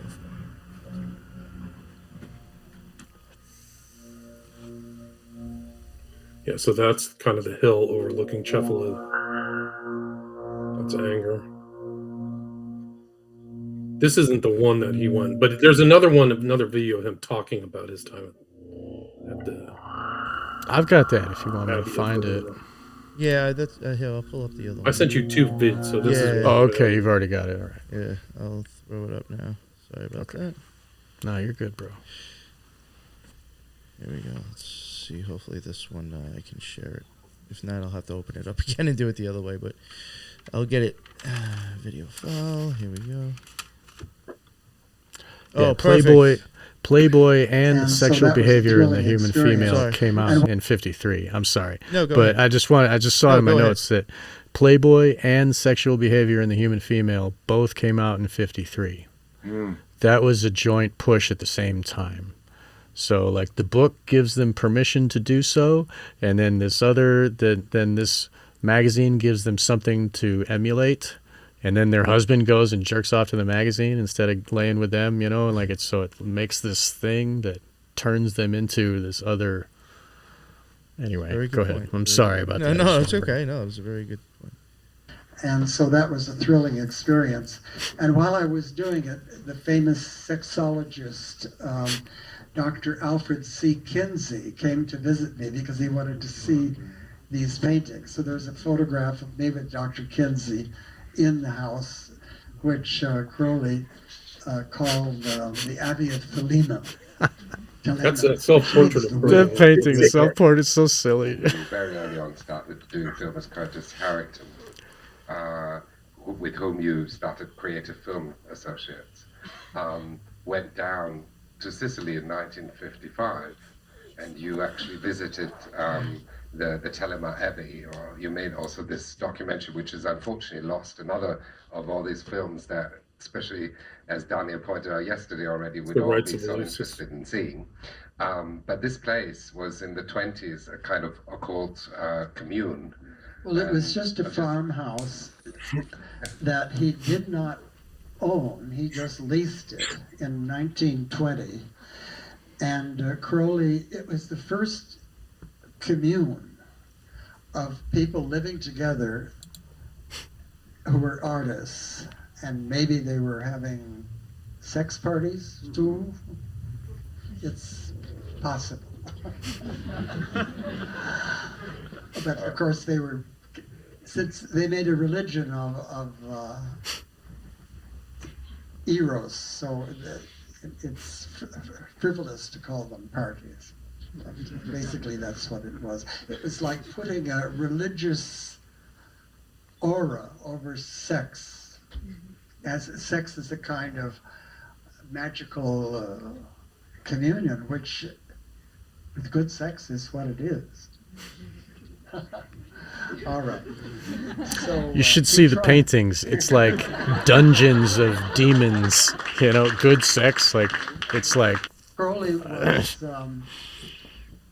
had many enemies, and he was kicked out of, in 1923, of Sicily, of Cefalù, which is a few miles from Palermo, because he was English, and also they thought he was doing black magic, which did not make Mussolini too happy. And so Mussolini said, get rid of that crazy, evil Englishman. And so he was given his walking papers, and he had painted all of the walls of a leased house, which isn't a good idea because he never owned the house. This was like, so wonderful oil paintings of, like his bedroom is called La Chambre de Cauchemar, the room of nightmares. And the whole idea of the paintings was to show what nightmares were like. sounds like you'd have And some for good instance, sex on in the that edge room, of right? his bed, Scary. he had all these demons looking over the edge of the bed at what was going on in the bed. He had- Grateful That's in Dead front house. of the Russian embassy house in, But close to the Haight in San Francisco. Okay. That's where they lived together, Mussolini. kicked him The out, dead, I think we're in that house. and then I thought they that had I'd seen ordered pictures of the dead on those paintings all steps. covered with whitewash. So I spent in 1955 a whole summer very carefully scraping off the whitewash and using diluted acid to soften it up and then remove it. But under it were these beautiful oil paintings by Crowley. And so that was a thrilling experience. And while I was doing it, the famous sexologist, Dr. Alfred C. Kinsey, came to visit me because he wanted to see these paintings. So there's a photograph of me with Dr. Kinsey in the house, which Crowley called the Abbey of Thelema, which means the will, which was after Rabelais. He adored Rabelais. So. And in closing, let's just consider whether the influence continues, the unprecedented influence that the Kinsey Institute has on the policy and standards of sex education, criminal punishment in the United States and around the world. And that Kinsey was directly influenced and had a tremendous affinity for Crowley, while a friendship with Satanist Kenneth Anger, for whom the Kinsey Institute to this day still operates and exhibit in honor of Kenneth Anger. And we should not be surprised to see some of the usual players involved in that. The Rockefeller Foundation was heavily involved in the foundation of the Kinsey Institute, and we see the shared coincidental affinity for Lucifer among the Rockefeller presence Right. as well as Yeah. Prometheus yeah. featured at Rockefeller Center ice rink, Right under the symbolic Christmas tree. equivalent Right. to Lucifer in that Which is Prometheus to stole the Attis. fire, The Christmas knowledge, tree the is for lightning Attis. from the gods, Cybele imparted cult, to man, whatever. and angered the gods, as it were, which essentially is the foundational concept behind Lucifer, making Prometheus and Lucifer very much symbolic equivalents. It's just that you can't put a statue of Lucifer in the middle of a national institution without getting a little bit of flack over it. So they'll use Prometheus instead, and most people will be none the wiser. They feature that statue in so many films too. It's in the background. Which is perfect, right? It's anchoring for Lucifer. See Right. the results manifest in the complete depravity being passed off as curriculum to our children. Right. I've got a clip where Judith Reisman is describing how the laws kind of broke down. Here, let me see if I can find it. Hey, can I just do that slideshow I have real quick? Yeah. Sure. There we go. So this is just these are basically some of the ways, like occult influence, like just children stuff. I'll just go through them. So this is like for kids, right? How to make magic, a kid's book. Look at that, different symbols. I'll go through. I just got a bunch of this stuff like that. So like how to make a magic wand, how to make magic. So these are all like books for kids on how to, do even occult magic, bend things, spells and charms, abracadabra, right? So we have the abracadabra. Then we have like the garbage pail kids. So these you guys are familiar with those. That's about the time they started having all this porn show up, porn dumps at places where kids, I've had people all over the country confirm this. From about ages of 12 to about, or 12, 13, you go like ride your dirt bike or whatever, or just buy dumpsters, brand stacks of hundreds of porno magazines. I know one girl, like her brother used to make his income by they put all these in the dumpster. They put stacked hundreds of porn mags. He'd pull them out of the dumpster, he'd sell them. He was making $100 a month, but those are all over. They got garbage pail kids. So these are frying brain, but this is basically like the gender, identity. You see that getting a little sex change. I just have some random stuff in here. But these are all from mass culture, right? Or something. The Joker is a big part of the new culture. So in sync, right? This is also promoting. Basically, you're creating the puppet, right? You're creating that. I mentioned how the television becomes more real. You know what I mean? The lister almost becomes like this too, right? Look at this imagery, right? In sync. It doesn't show. So it's very common, like some of this stuff. And these are just, of course, the satanic imagery now.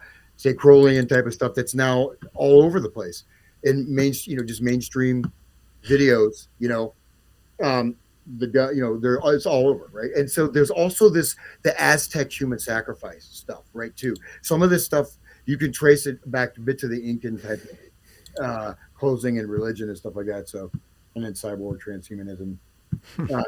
But this is, this is where we've arrived at.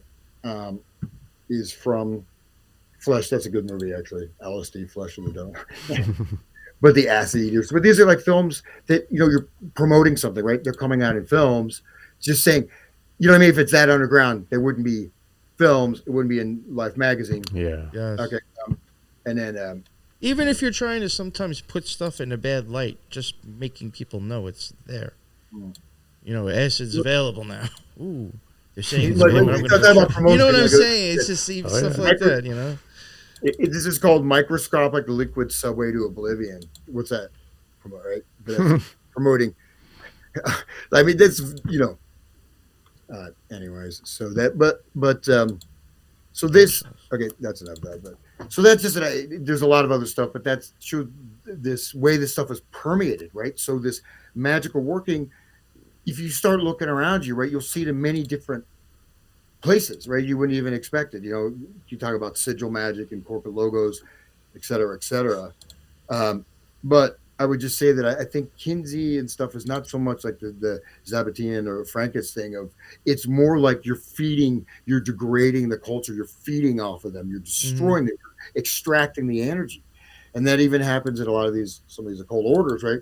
Even there will be some type of chakra or some kind of awakening energetic stuff, right? But you go through the initiations, basically you end up becoming a living battery, right? Because like the Matrix, or they have, sometimes, astral entities or human that are able to non-physically come, but to get to that stage, you have to keep breaking down parts of yourself, right? Almost as you get higher up, you also are either crossing more thresholds. But the whole country, everything like that, those videos or whatever clips, it's like that's an initiation, even if you don't want to be initiated, right?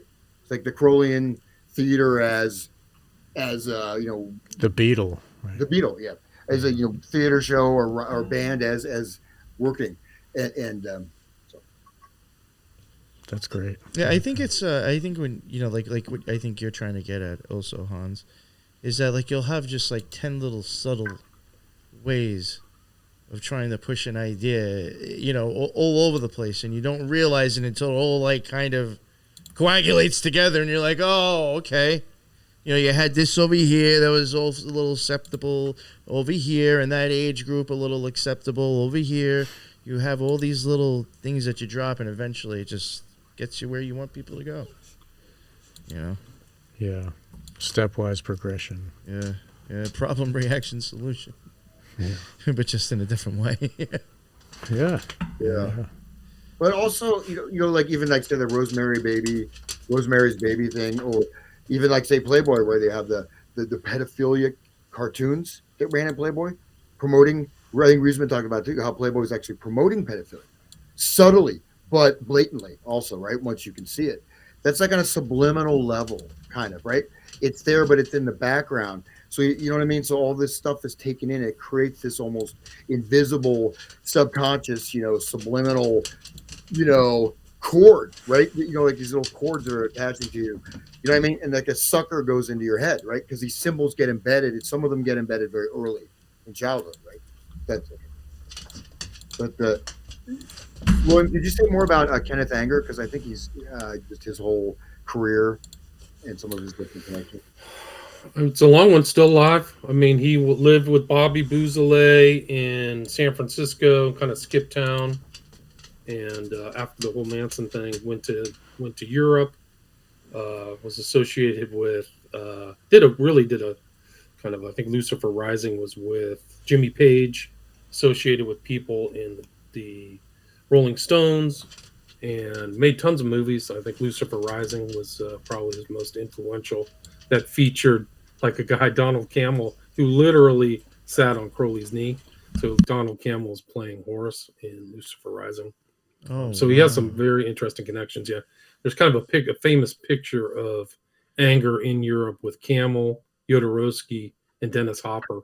So these guys are all kind of occultists. Hopper was actually in a movie with Parsons' girlfriend. Her name is Marjorie Cameron. Yeah, it's called Night Tide. You can look up Night Tide. There's actually a video where Anger is with Curtis Harrington talking about Night Tide. So Marjorie there's a scene, you can actually pull it up on YouTube. Scene of Dennis Hopper with Marjorie Cameron, who's Parsons' Scarlet Woman, right? Dennis Hopper directed films too, didn't he? He did Easy Rider, dude. The Trip. He did Easy Rider. Yeah, that's huge. He was in Apocalypse Now. Yeah, right. Texas Chainsaw Massacre 2. Yeah, Texas Chainsaw Massacre is. I actually watched that movie. I'd never watched it before. I avoided it. It's amazing, dude. Yeah. It's trippy and it's creepy, man. Yeah. That house, you know what I mean? Yeah. Like, that's an intense movie. He made another movie before that same director, but he's talking about sort of some of the occult mind control stuff in the 60s culture. That movie's very hard to find, like, with the LSD, etc. But Anger, right? I mean, how did he cut across like so many things? He didn't do anything that nothing earned money, though, right? His art films didn't earn money. His how did he actually got financing for his art films. There was like a scandal whether he absconded with the funds for Lucifer Rising, but he got like the American Academy of the Arts would finance his stuff, so he'd get money from the state to make his films. Was it Fireworks?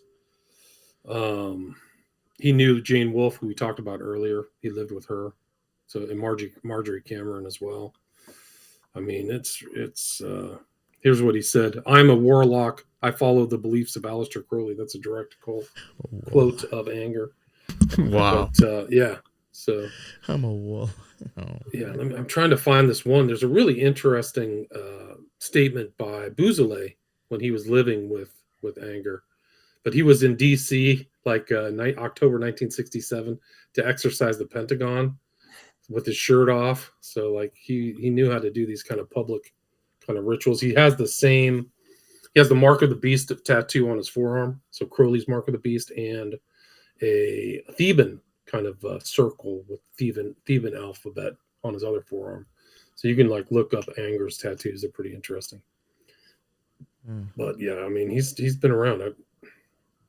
He's done public rituals, the same type of thing. Like he's also met John Paul Getty Jr. So Getty would, finance his stuff. He did rituals with Anita Pallenberg. I think she was dating Keith Richards at the time, if I remember. Oh, wow. So they got freaked out. Yeah, they lived together. They kicked him out. Oh, they kicked out Anger. They got freaked out. Wild spiderweb this stuff weaves, huh? Yeah, no, it's incredible. Was there anything else any of you three gentlemen would like to talk about before we wrap it up? Or you think is important to mention with this, or have we said enough by now? I have another direct quote from Anger. Yeah, sure. It says, "My reason for filming has nothing to do with cinema at all. It is a transparent excuse for capturing people. I consider myself working evil in an evil medium." That's like nice. Marina Abramovich talk. That's same kind of. Yeah, and so that goes back to the early history of occult, like film being engineered, to do this. And there's some really trippy, some of these silent films, right? And some of these occultists, some in France, and then Muybridge, right? Muybridge is the guy that invented film, actually. So he created film, and he did really, really, really weird stuff, freaky stuff. Like, people just, going around naked, just like doing these like activities, like day-to-day activities, some really disturbing, like, stuff that's, and connected with occult circles too, right? And so that Anger, I think, following that tradition. Right? Here's another connection of Anger and mind control. In 1980, Mark David Chapman went to see Kenneth Anger at a Magic Lantern screening in Hawaii, handing Anger 38 caliber bullets, saying these are for John Lennon. So, I mean, that's a weird connection too. Like, it's crazy. Wow. Did he write about it in Hollywood Babylon? He might have. Yeah. And this is according to biographer Bill Landis. In 1965, Anger was investigated by the San Francisco police on suspicion that he had been producing snuff flicks. Yeah. Anger was shielded from prosecution by his association with the Kinsey Institute. Yeah. So that'll be my bookend right It's all one big You can read all about that stuff in Children of the Beast. I did all that research. There you go. 800 footnotes, kids. A lot of stuff went into that. Definitely. I guess we'll wrap it up there if everybody's okay. I'll start with you first, Hans. Hans, would you like to let everybody know, again, where they can find your stuff, what you're about, plug yourself like you did before, just in case people didn't hear it. All right. Well, it was a super pleasure being on with you guys. Everyone has so much information, and it's really enjoyable. So, my name is Hans Utter. I do a variety of things, including music, production, writing, stuff like that. And in my secret life, I'm actually a senator. But yeah. Basically, hansutter.com, mindcontrolmusic.wordpress.com, and feel free to shoot me an email or whatever. And Godspeed. Thank you very much. Thank you very much for joining. This was great. Sean, we'll go with you next. Would you like to let everybody know where to find your stuff as well? Right on. Sean McCann. I put everything at onegreatworknetwork.com/Sean-McCann. It's got donation button. It's got a link to my T-shirts. It's got all the work that I've posted everywhere, and I did just lose my job the other day. So if anybody can donate, it would be very much helpful. Yo, you've actually been having like real like shitty luck lately, dude. I live in nowhere, Ohio. Like, luckily I'm west of this Palestine place. Like, and Hans is a little further west than me, but. Like I work for a temp agency, so hopefully they'll find something for me. But it would be very helpful if someone could, felt the need to, and could, like, that would be very much appreciated. And but other than that, you can find me at onegreatworknetwork.com, and you can find Wake the Dead at any of the podcast areas, and you can also find Black Pill Digest, and we do basically once a month with the Black Pill Digest. But everybody look out for that. And thank you for letting me join the conversation today. It's been wonderful. Of course. And now you, William. I've got 4 books. You can buy them at my website, WilliamRamseyInvestigates.com. You can find them on Amazon. I have 5 documentaries, covered some of the stuff we talked about today. And most of the stuff is covered I covered kind of the cult angle in Children of the Beast. Sure. And then my podcast is William Ramsey Investigates. You can find it iTunes, Spotify, and YouTube. Thank you for the invite. It's great to be with you. Yeah. It's always very interesting. All their links are already in the bottom. I also want to thank, besides you 3 gentlemen, for coming on, and I had a blast. This was amazing. I also want to thank all the listeners that jumped in on this live. Pretty big numbers, a lot of good comments and stuff. That's why I go live. I appreciate it. Thank you. And again, thank you all for coming on. I had a blast. This was really just a great talk, I thoroughly enjoyed it. And until the next one, everybody be well. Later.